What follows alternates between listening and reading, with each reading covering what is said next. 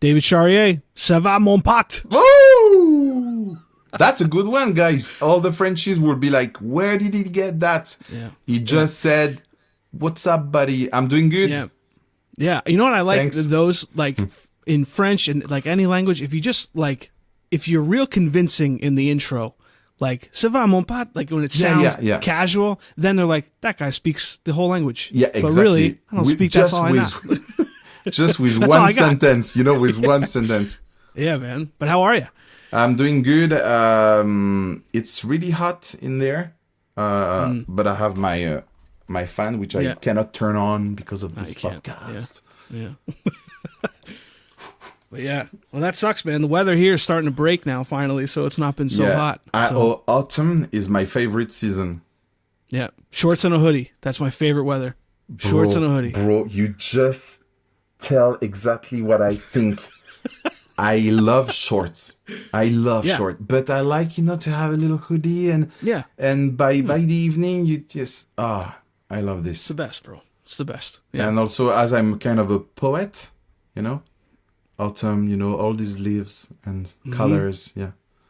I really, I felt that. I felt that it was very genuine. No, honestly, it's a nice season. I like the weather. I'm not a winter guy. I'm not I like and spring doesn't exist anymore, kind of. We have a bit of cool days and then bam, the heat. Yeah. But autumn, I like it. Yeah, and the summers, man, are brutal. Like, we just had, like, the summer for where you are. I mean, we're two bigger dudes. We are sweating, man. Like, let's say it's just because of the weather, not because of our weight. Right. Yeah. Even if it doesn't help much. That's right. Yeah, it doesn't help. But anyway, today. Yeah. Today. Great guest, dude. I have not said it very often because I don't want it to seem like disingenuous. Like, all of the artists have been. I'm a big fan of everyone we've had on the show. But Mar Loi is our guest today, and she is one of my favorites. Like, she has a je ne sais quoi. Yeah, she's talented, and she has that signature movement stuff. Yeah, the movement, like the independence, like one. It's like both of her hands are playing two different songs that work together. It's really crazy. This kind of artist, you close your eyes, you're like, it's her. Yeah, absolutely. It's her. Yeah. And couldn't be a nicer person, man. I mean, we hung out with her at Pan Tribe. I laughed harder than I've laughed in, like, where, like when you laugh so hard, like the back of your head hurts. Yeah. Like, and then you see the photos and you're like, oh, that's what we were cracking up at. And it looks like we're all crying, but we're all just laughing so hard. And all the tension from laughing makes you like, oh my God, man. Yeah. But anyway, we love her. We hope that you guys are going to love her too. Let's bring her on. Mar Loi on the Handpan Show.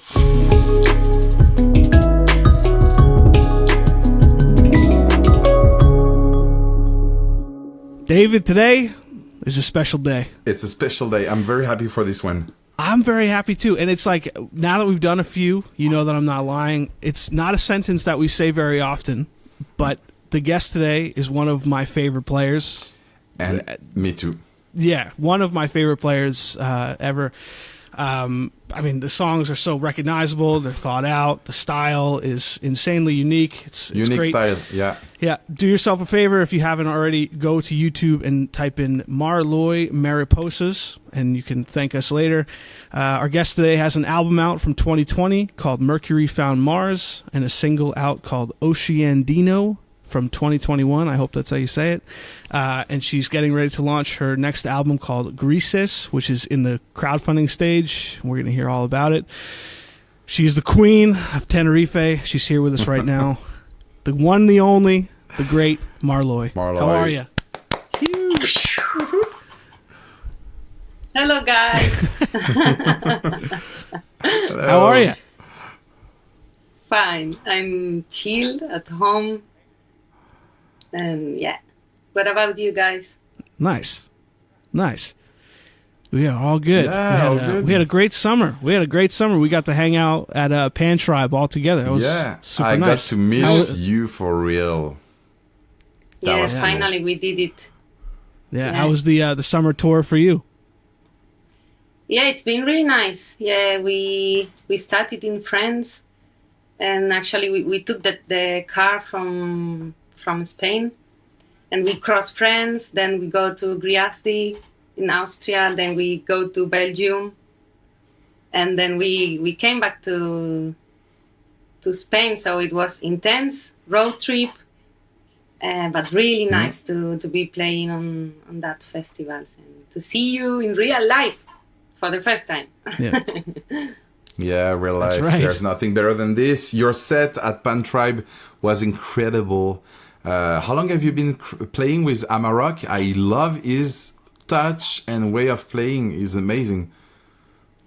Yeah, with Amarok, like we started together playing handpan, and we met like the first months we were playing. We were into the community, but then we never play like we never played before together on stage. We were jamming sometimes here in the Barcelona handpan gathering, but never thought about the idea of creating a duo like now we are doing.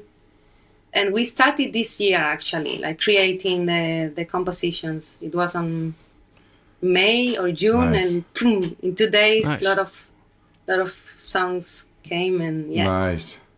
Wow. Wow. Seems like a great alchemy. Chemistry? Yeah. You say chemistry? Chemistry, there you go. Yeah. Great project. We feel like brother and sister, actually. That's great. But you're from Tenerife. Is it really as beautiful as all of the pictures make it out to seem? Because you go Google image search where you're from, and it looks like every picture is a screensaver. Is it really as beautiful as they say? Yeah, it is amazing, that island. It's really amazing. I was there since I had like 18 years old, when it was when I decided to go out and to see what is going on the rest of the world. But I miss a lot the Canary Islands, the ocean, and I used to come back. My family are still there, part of my family, and Yeah, what was the music scene over there for you growing up? How is Tenerife life, music life over there? Yeah, actually, I have not much idea how it is. Now I know about some handpan players and some musicians, but I think that when I left, when I moved from Tenerife, I was 18, and I was going to study different things. I wasn't thinking in music, so I wasn't really interested on what is going on. In my family, we normally had, like, my cousins, they play guitar and some percussions, and we used to like share music together in the family meetings. But I have every time I come back to Tenerife, I have to ask people, "Hey, what's going on here?" And what's going on over there? Yeah. Wow, that's awesome. But you just you touched on it for just a second, but you had a whole career before music. You were actually a therapist. What was your life before handpans? Actually, I use this word like therapist because I don't find the English word for that. Here we call it like psychomotricist, and it's a kind of teacher, but that uses the emotional development, the body development, and the mental development. So we see the children like this, like they are this, and we help them like understanding the world through playing. So we play a lot, but with a psychologist inside, like a lot of things in, and proposing things that can help. So I studied 5 years in the university. Then I specialized in a master that we call it here, 2 years more.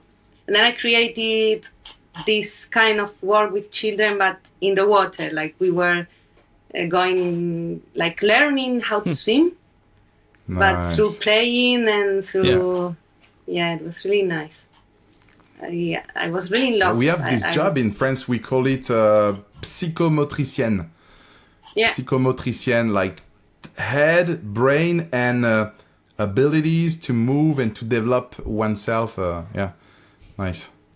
Nice. Yeah, and you had one of my my favorite sentences on. I think it was the Pan Tribe stage. You said you left your job so that you could play handpans 24 hours a day. So when you made the switch, how often were you practicing? Wow, it was amazing. I can't say it. Like, I woke up and I play a little bit, then I had the breakfast, and then I was going to the streets. Like, from the first day that I left my job, wow. I went to the streets. Like, okay, I have to practice, but I have to know and to see what is happening on the people with these notes. And so I was practicing a lot, like 5-6 hours on the street, and then 2 more at home, maybe something like this. Okay, so when did you start playing the handpan? It was in 2017. So. And the shift when you switched to full-time music? 2018. 2018. Wow. Man. Mar Loi, I need to ask you that one question. How did you get so good so quickly? I can just say it's passion, like a lot of passion. I was passionate for what I was doing. I even if I wasn't playing, I was with a friend, I was on the shower, I was whatever, counting, using my fingers and singing. Like, I could say 24 hours, like, integrating music and enjoying music. Because I never did music before. I just did 1 year of piano. Yeah. When I was like 8 years old, something like this. 1 year, beautiful teacher. And then that's all. So I discovered I like the music. No, wait, I love the music. No, wait, I'm obsessed with music. It was like... No musical background. That is amazing. That's crazy. Yeah. And I think I want to go back though, because it's like, you know, we kind of breezed over it, but you know, you did decide to leave a profession, like another profession, to do music. So that couldn't have been an easy decision. What was that like? Was it like once you got obsessed, were you just kind of, I'm leaving, or was it a back and forth? I'm going to, I'm not going to. Yeah. Mm-hmm.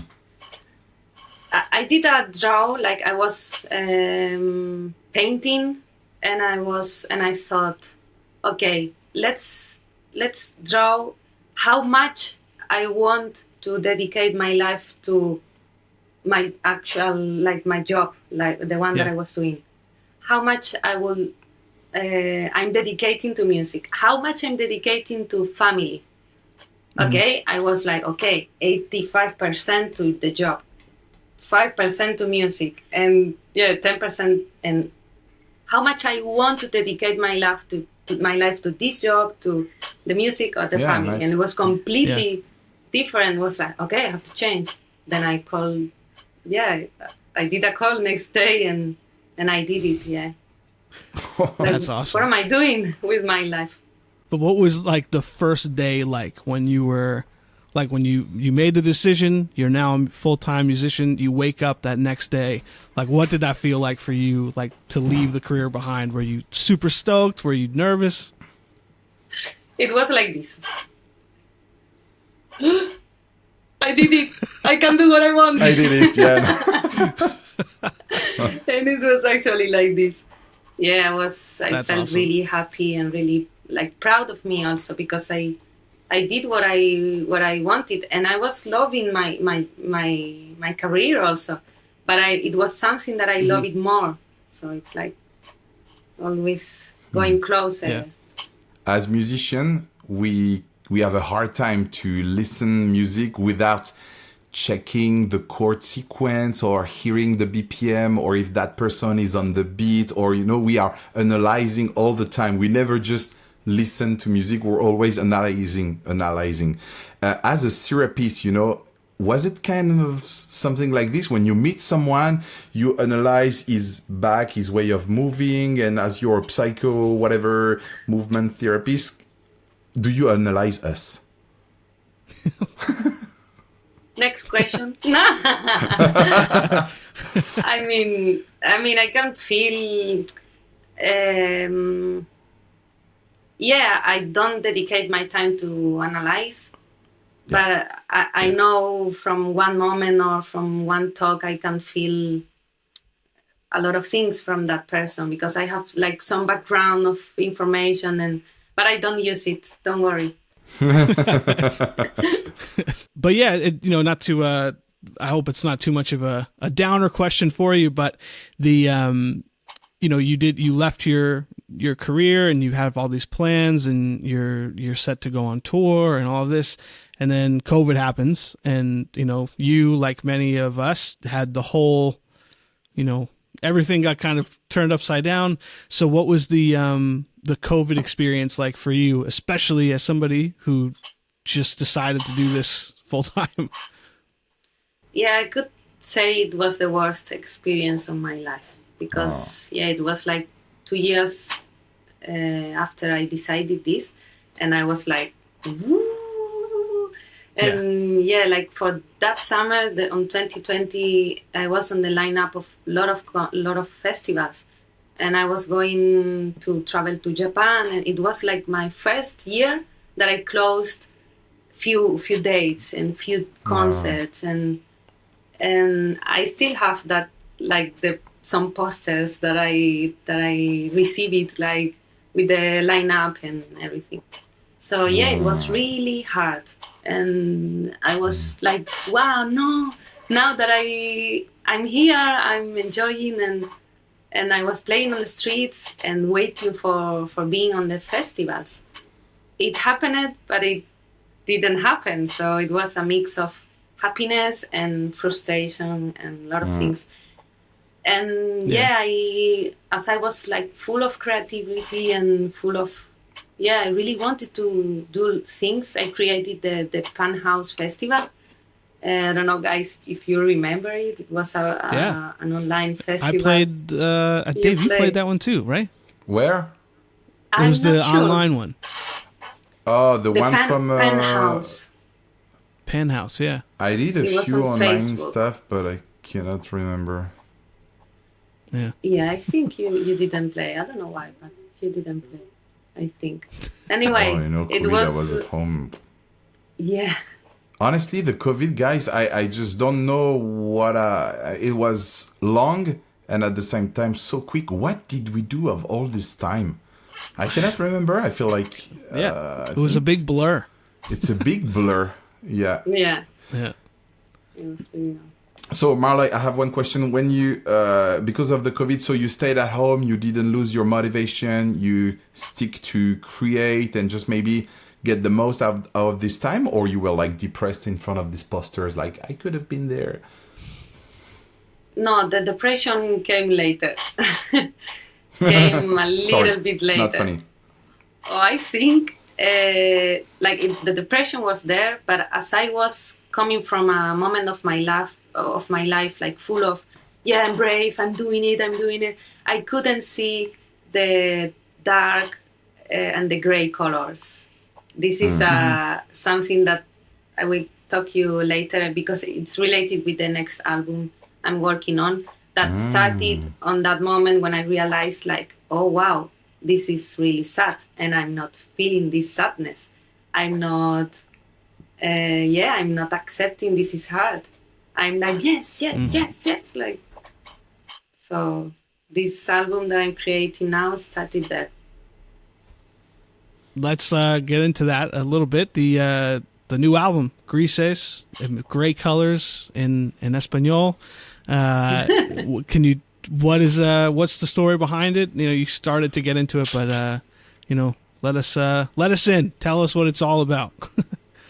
Yeah, GRISES started when I realized that I was always trying to be a colorful person and brave person, and I can with everything. And I realized I'm not like this. I'm also sad sometimes. I also feel frustration when the COVID happens, for example. And I also can create like melodies that talks about it, about these hard moments and looking for the balance when a lot of things are happening around. So GRISES, that means gray colors. It's about this, no? Like when you see these gray clouds coming closer, and you can accept it, or you can, whoa, no, I don't feel this. I come with everything. So yeah, it was really hard to stay there. So when I said I can give up, I can say I'm tired, I can say I'm sad. Then I wanted to honor this moment, no? Like when I accept all this by creating this album. I want to honor we are also gray colors, and wow. Knowing that, cool concept, I'm gonna listen to this album really differently, knowing that story. Please share it. We're gonna share it through the podcast, but it's nice to. Did you write it inside the booklet or something like this? Did you write the story? What do you mean? Where? Did you write what you just said? Did you write it down in the booklet of the CD? Did you write the context of this creation? I will, probably. Yeah, I will. Yeah. Nice. I think you should. It's a very cool concept. Yeah, you should. And it helps to listen to the album differently so that we put ourselves into your shoes and to get this mood. It's really nice. It was your first proper album made in the studio, right? Yeah, actually, yeah. How was the process? Microphones, cables, one shot, like hey, this one shot now, second shot now, third shot. Yeah, actually, I was working with a sound engineer that is really professional, and he used to take like 2 hours before I can start playing 2-3 hours, and I'm like, I want to play. So it was like I understood that how can we respect and resonate with the professionals we are working with. And it was really, in another side, was really nice because the first album that I recorded, it was like on my bed with one microphone here, another microphone there. It was like the most familiar vibes, and that it was really nice. But now, like, can listen myself with this quality. It's really nice. Dave, something I forgot to tell you too is that she, ahead of the podcast, she sent me 2 tracks from the album just as like a sneak peek. No way. And me? Yeah, I have them. I'll send them to you after. Please. I will. But they were amazing, and I'm not just saying that because she's sitting here. They were really, really good. And something that I'm really excited to hear on the full album is you've incorporated synths and basses and other elements. So how much of that is on this album? Have you always done that? Is this something new for you?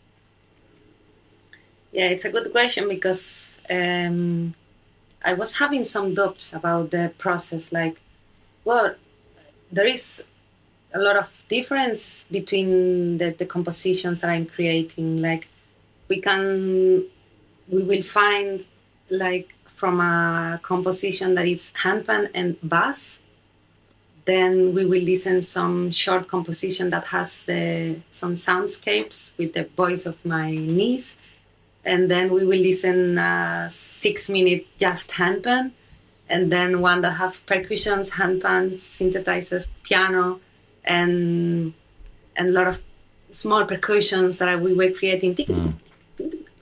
So it's a really, it has a lot of varieties. Like, it's not a line like live. Yeah.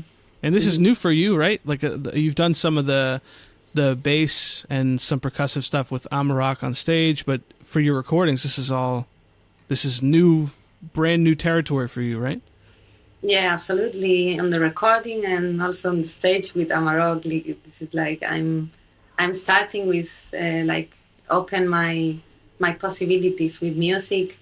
And it was this year actually when I decided to have some drums here at home, some small percussions, but I've been working with a producer, 2 guys that are amazing, and they trusted me a lot. Like I was can we do that here? Can I play the piano here? And he was like, of course. So yeah, it was really nice. I could do what I wanted, and I'm really happy about this. Yeah. Yeah, and there's this thing when you were in a studio and you brought some percussive elements, some percussions and stuff, and there are also some instruments in the studio, and you always feel like, should I add this or that? Let's give it a try. And you end up also creating a little bit inside the studio, and I like it. It's excellent. Mar Loi, it's something I like very much about your playing is that, I mean, you can tell it comes from a genuine place. And if you close your eyes, I've done it, and you listen, we can hear the story that you're telling through your playing. How important is technical proficiency to you when you write your songs? How do you think about them? About the technical... how do you combine all those elements, telling a story, putting some technical stuff, and really writing a proper songs with a beginning and then a melody that is really singable and yeah, it's a simple answer, like but it has relation, like when it is related, when we know how to go with the bicycle, it's because we have seen how people do that.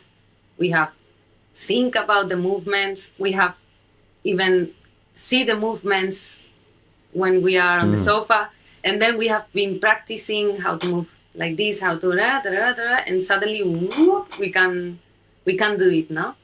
So first of all, it was like a lot of practice, a lot of observation, no, like how people play, how I play, how. So it was a lot of integration. It is when I compose, and yeah, then it's a mix. I think you can feel it's a story because every composition has something from the moment where I am composing it. I mean, I used to travel with the handpans, even if I go with my family or I go with a friend. And if I'm practicing some technique and then I started practicing with my family, then I found a melody. And it's like, okay, I have one melody and one technique. And then I feel some emotion, like I see the mountains and I feel some emotions, and I play the hand on the handpan. What can sound? How can it sound, this emotion? So yeah, it's a mix between a whole process of my life. So it has impressed of different moments. Yeah, it's a story. Yeah, it's something that the stories are they come through very strongly. Like it has a very clear beginning, middle, and end. It's really, really great. But I think the aspect that you're playing that like blows me away every time is the independence. Like if it's like the super advanced version of the pat your belly and rub your head or vice versa, like that kind of stuff. The independence and all of that for you, where did all of this come from? Was this something that came pretty naturally, or was that just a style of playing that you really liked and you had to work really hard for? Yeah, I was a psychomotricity, but that means that I studied 5 years of physical education. So I was playing all the sports you can imagine for 5 years. Like I was studying to be a high school teacher of physical education. So something that I do from I have 1 year old. It's playing sports, and I used to play a lot of football. I used to play a lot of handball, basketball, like every sport. So yeah, I think I have something from that moment of my life. Yeah. Now I have to say, yeah. Now I have to say, hey, Mar, you should go and run a little bit, but yeah, in the past, I used to be and you may really have sportive.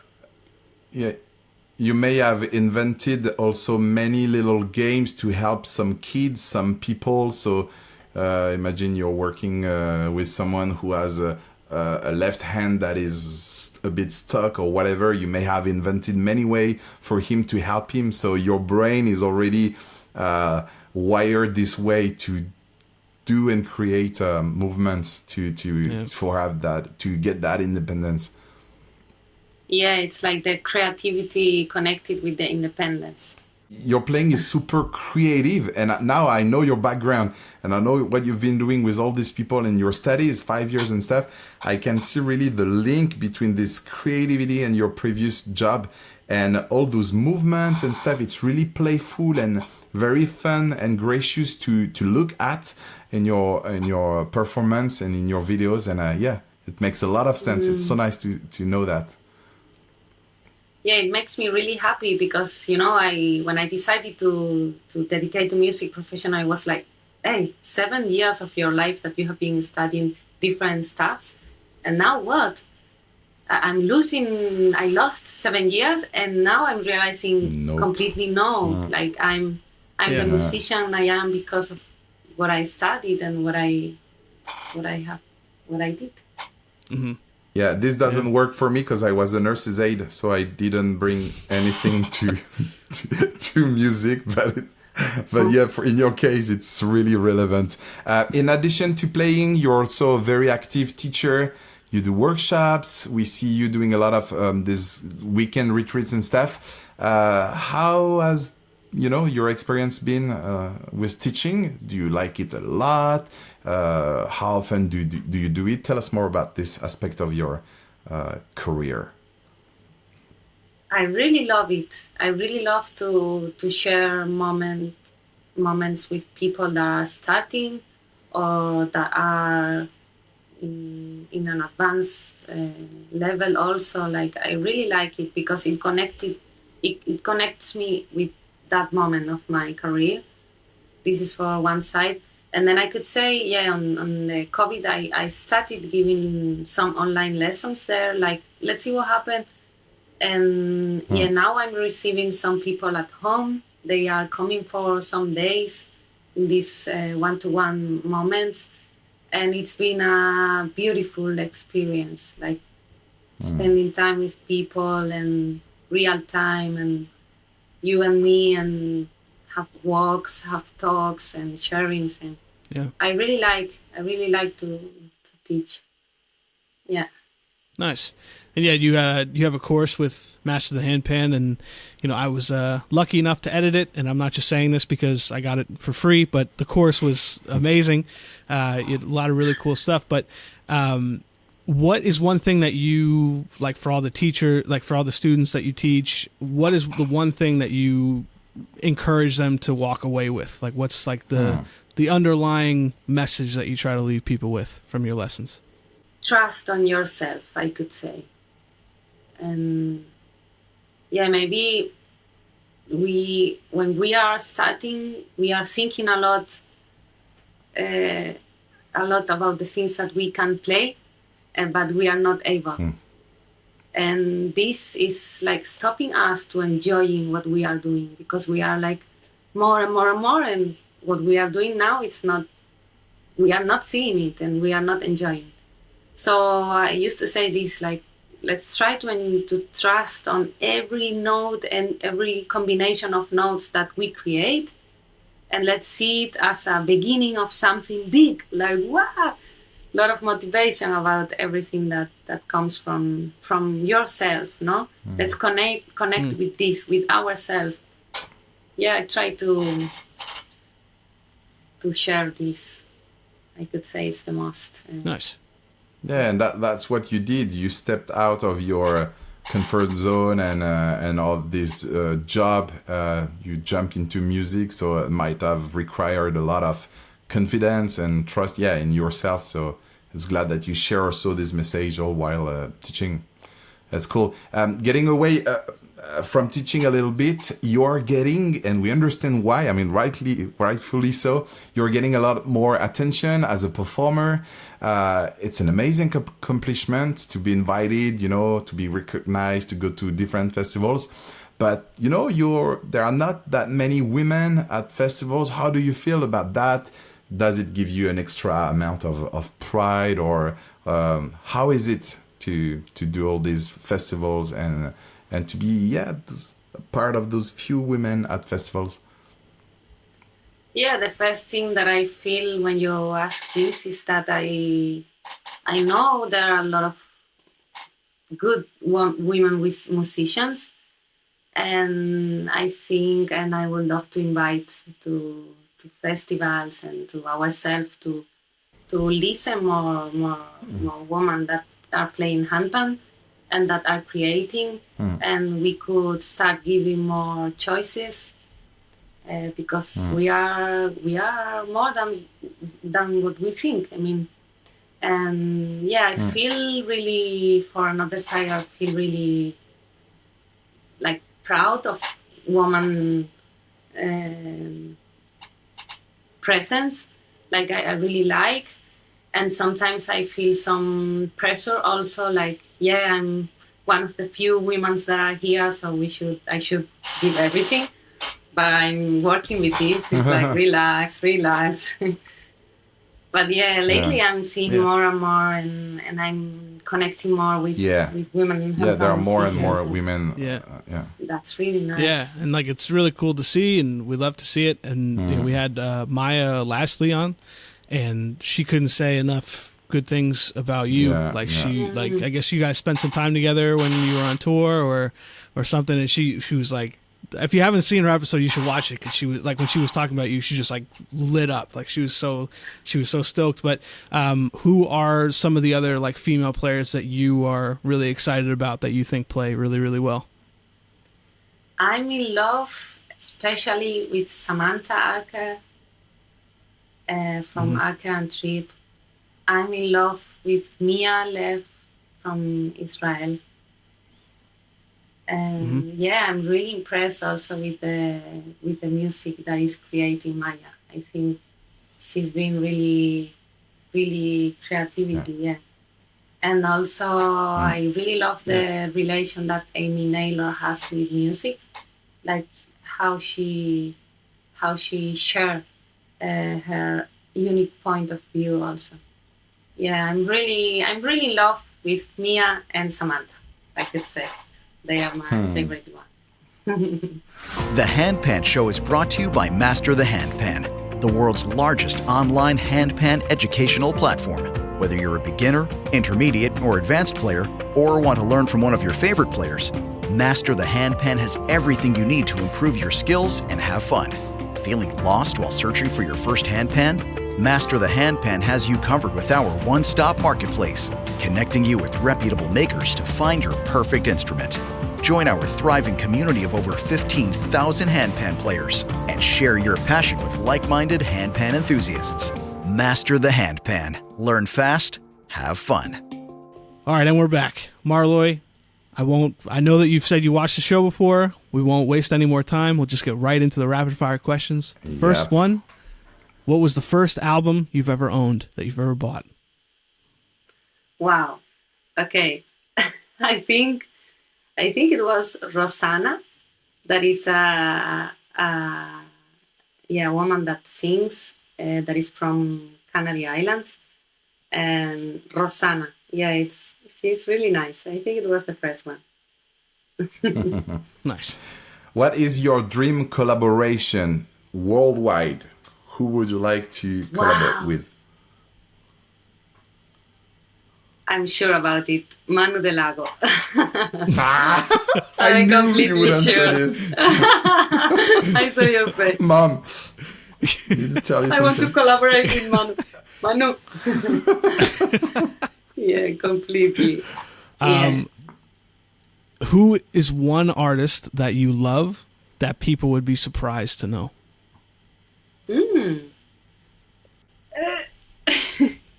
It's a Spanish one. I know maybe you are not, but the Spanish people will laugh. It was Alex Ubago. Alex Ubago.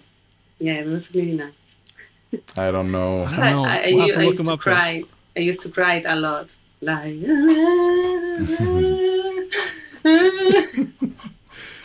Alex Ubago. Excellent. We'll have a listen to this guy. Yeah, we'll have to put that in. Mar Loi, what's on your bedside table? Wow. Actually, there is a book that is called, it's which one? Here, The Art of Living with Simplicity. It's called like this. Nice. Very good. Something else? And I'm starting reading manga. Yeah. What's manga? You know those Japanese cartoon Japanese cartoon? Yeah. Manga. Is it like anime? Is it anime? It's an anime, yeah. Okay. It's illustration. The anime are like the films. Manga. But then you can read anime are the films books. and manga is the book. Like the book. Ah, okay, cool. Yeah, nice. So I'm full of books. And I also have some a lot of books and some mini handpans and some I love stones actually. Surrounded by handpans and books. What is your most embarrassing moment on stage? Wow. Dan. Okay. I think it was one day when I was playing so connected, but you know, playing like this, it's not normal. So I was playing like this. Yeah. Like this. And suddenly a lot of something was there. But I mean, if it happens in a room with friends, it's okay, you laugh. But if it happens on the stage, you're like, someone has seen. Someone is here. Yeah, it happened. It happened to me. Oh, excellent. Oh, that's awesome. Thank you for sharing this. That's embarrassing, actually. Yeah. What is your favorite food? I could say sandwich mixto. I'm really simple with food. Sandwich what? Sandwich mixto. We call it like sandwich with cheese, tomato. Yeah. Yeah. But if I think more, nice. I could say ramen. I love ramen. This Japanese noodles. Nice. Yeah. Who is your current favorite handpan artist? Manu del Lago. You didn't expect that. Oh, excellent. What are your hobbies outside of music? Hard question also, because when I'm not playing the handpan, I'm playing piano, But yeah, I love to spend quality time with my family, the cats, the dogs, the mountains. I love to read. I love reading. I read a lot. And sometimes I climb. And yeah, these are my hobbies. And nice. Cooking. Yeah, nice. I love cooking. All right. Nice. Very cool. I've got two more for you. Second to last one. What is the one song that makes you happy every time you hear it? Actually, I think it's one from Rosanna, this first artist. I had an album like na, na, na, na, na, que la suerte está contigo. Cuando conoces acelerándote el camino. Na, na, na, na, na, na, na, na, na, na, na, na, sin miedo. Yeah, actually it says it's better living without fears. No, it's like, but I don't think that. Fears are part of our life. Nice. Okay, the last question is the best one. We love to hear all of you guys answer. What would you do if you had $1 million straight away? What would be the first thing you would buy? Be honest. A big van. Big van. Nice. Nice. Yeah. Sweet. Nice. That's a good answer. Yeah. That's a good one. Yeah. Comfortable van. We haven't got a comfortable van yet. We've had a lot of mortgages, a lot of microphones, but never a van. But anyway, that's a great answer. Thank you for playing our game. Yep. There you go. There you go. Van with a studio inside. But yeah, thank you for playing our game. Just a few more things before we wrap up here. You have been playing, obsessively, we could say endearingly, since 2017. What excites you about the next steps of our instrument, whether it's you're playing, somebody else is playing? Like, what excites you about the handpan stuff?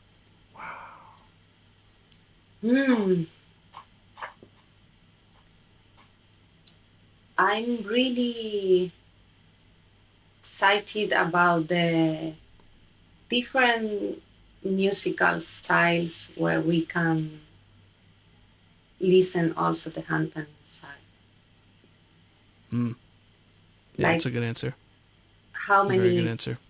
Yeah, how many ways we have to listen the handpan on? Like, where can we see the handpan?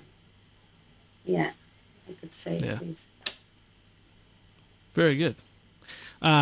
We know, we've kind of laughed about it, that you are a huge Manu Delago fan. And we didn't want to mention it before, but he's told us on a few different occasions that he listens to the show fairly regularly. So shout out to Manu Delago. It's very possible he's listening. If you're watching. How you doing? Yep. So we know that he is kind of your number one influence. You're probably his biggest fan. We had a lot of funny moments watching him at Pan Tribe together. But who else in the handpan world really stands out to you? Like people that you really draw inspiration from or like what they do? Yeah, for sure, Cabezao. Cabezao was the first inspiration for me. And now that we are close friends, I can say it's more and more being an inspiration. I feel really connected with Cabezao playing and he inspired me a lot. Yes, he's super inspiring. Hi, Kabe, if you're listening. Last thing before we finish up, you have a course on Master the Handpan.